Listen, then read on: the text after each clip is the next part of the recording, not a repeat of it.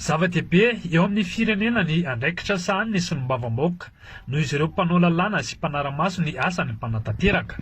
Zava-dehibe arak'izany ho an'ny mpitondra sy ho an'ny mpanohatra ihany koa ny manana ny maro anisa eo anivony antemimera-pirenena.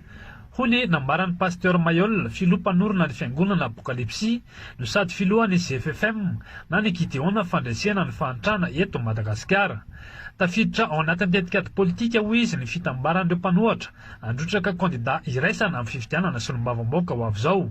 Eo ihany koa ny fitambaran'ireo mpanohana ny fitondrana amin'ny fifidianana io. Mba ahafahan'ny andaniny sy ny ankilany manana ny maro anisa eo anivony ity androm-panjakana ity.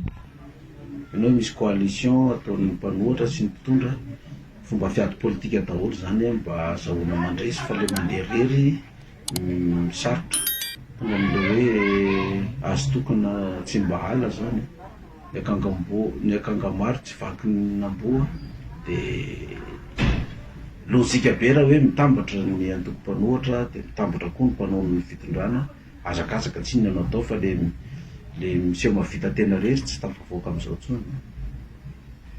Amin'ny mahatoko politika ny GFFM dia androtraka kandida ho vidiana amin'ny fifidianana solombavamboaka ihany koa ny atoko ho hiatrany nambarany pasteur Mayol ka misa 700 ny kandida solombavamboaka atolotra izy ireo amin'ny fifidianana io.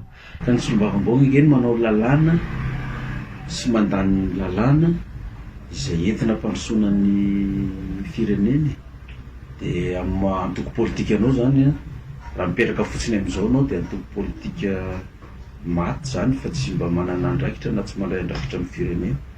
De ilaina ny fandraisana andraikitra zany fifanampiana fifanohanana amin'ny reny fifidianana ireny mba ahafahanao manana olom-boafidy hoentina mampandroso ny firenena.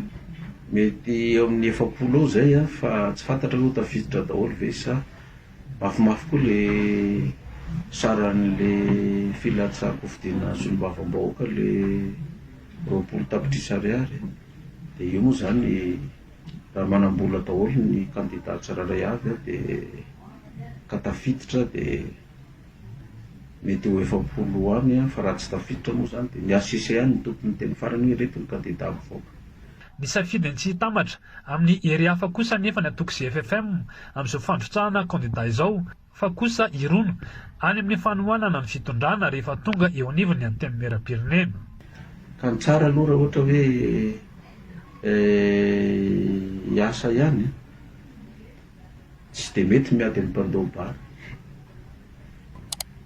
fa navarina mpango ara tsy azonao fa raha hiara-iasa de tsy aloha miara-miasa amin'ny mpitondra ihany raha hiara-iasa izay hoe hiara-iasa amin'ny mpanohatra nefa ny miady amin'ny mpandoha bara ianao. Zay zany hitako hoe za moa tsy de mba mpanohatra hatramin'izay fa hitako foana hoe moramora kokoa no azahoanao fandresena raha miaraka amin'ny fitondrana noho ny hoe any amin'ny mpanohatra. Mety handresy ianao ny mpanohatra fa vitsy anisa foana zany kanefa azo antoka hoe vao tafiditra anatin'le mpandresy amin'le vitsy anisa ianao.